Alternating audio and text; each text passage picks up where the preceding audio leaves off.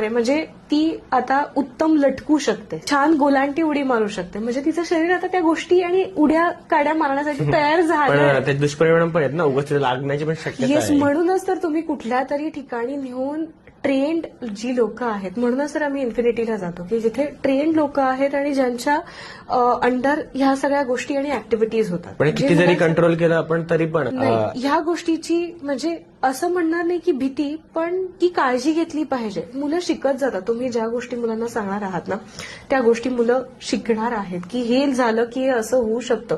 म्हणजे पहिल्या दुसऱ्या वेळेला त्या गोष्टीची त्यांना भीती अशी वाटणार नाही, पण काळजी घ्यायची आहे हे लक्षात येतं त्यांना.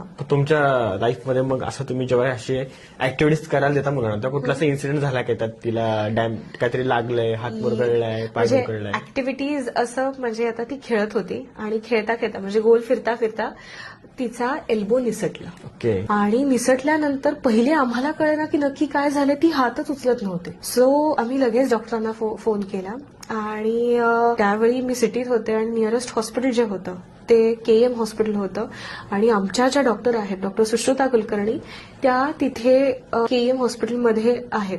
तर त्यांनी सांगितलं रात्री 9:30ची वेळ होते. आम्ही रात्री तिथे घेऊन गेलो. म्हणजे फक्त मी तुम्हाला सांगते 5 सेकंद तिथले डॉक्टर आले, त्यांनी तिचा हात बघितला, फक्त खट, शी वॉज फाईन, झाली ठीक. म्हणजे लहान मुलांच्या बाबतीत या गोष्टी घडत असतात, पण ऍज अ पेरेंट आपण खूप घाबरतो.